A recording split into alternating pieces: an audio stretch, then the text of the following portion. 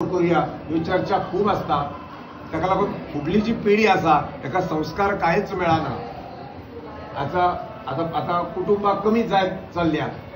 आयच्या पिढयेक तरुण पिढी आसा तांकां कांयच खबर ना। पयलींचे आतां जाणटे लोक कुटुंबां 2 भाव 4 भाव 5 भाव खंय तरी एकामेकाक आधार जातालो। आता फुडें अशी परिस्थिती आसा आमकां काका नसतलो, आमकां भाव नसतलो, आमकां भयण नसतली। हो आता फुडलो काळ आसा, लक्षात दवरात। आणि एकटो मनीस कांयच करूं शकना। मनशा गरज आसा मनशाचीच। कुत्रे 5 पोसले म्हणून काय उपयोगाचे ना, ते भोगतले कोणी येयल्या, इतलोच कुत्र्याचो उपयोग।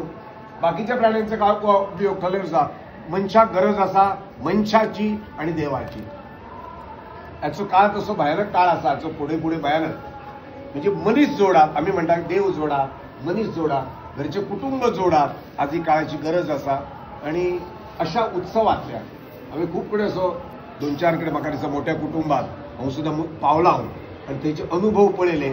फक्त ते टाइमपास आणि मनोरंजन, जेवया खावया भरपूर हे करूया, याच्या पलीकडे भक्ती वाढप, पुण्य वाढप, संस्कार वाढप आणि देवाक आवडप असे कार्य करप हे काम खूप कमी दिसता।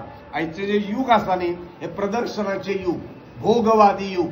खाया पिया सुख से सोया उन्होंने क्या रे कमाया।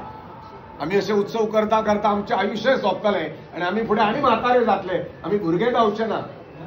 आणि एक ही संधी कुटुंबाची असता की जे आम्ही कितें बरें करू शकता, कारण त्या निमित्तान कुटुंब एकत्र येतात। आणि तुमकां सगळ्यात सोपे साधन सांगता, आजच्या या कलियुगात प्रत्येक कुटुंबात प्रत्येक आपल्या घरात कमीत कमी अर्धेवर बसात। आणि आता जसे आम्ही आता नामस्मरण केले देवाचे, तसे फक्त मोबाईल बिबाईल सगळे सायडीन उडून शांत चित्तान डोळे मिटून फक्त नामस्मरण करा। याच्यासारखी जगात भक्ती ना। आणि मनात एक दौरात सगळ्यांचे बरे जाव, कोणाचेच पाड पडो मनात विचार करू नका। हो वाईट म्हणू नका, तो वाईट म्हणू नका।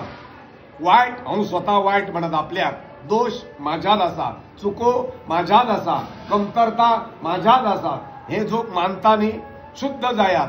देह शुद्ध देव तुमची जात पात कांयच पळयना। आयच्या कलियुगात सांगला नामस्मरणासारखी भक्ती ना।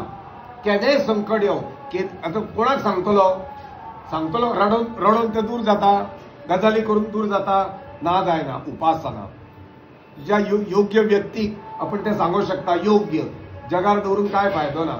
म्हणून सांगता प्रत्येक मनशान पुढे जाऊन जांकां उलोवप येता, बायन सुद्दां ना म्हणटा म्हणटा हळूहळू श्रीराम जयराम सुरू झाले। म्हणजे तुम्ही विचार करात, भुरगीं म्हणू शकता आवय बापान म्हणपाक जाय तर तुमची भुरगीं म्हणटली।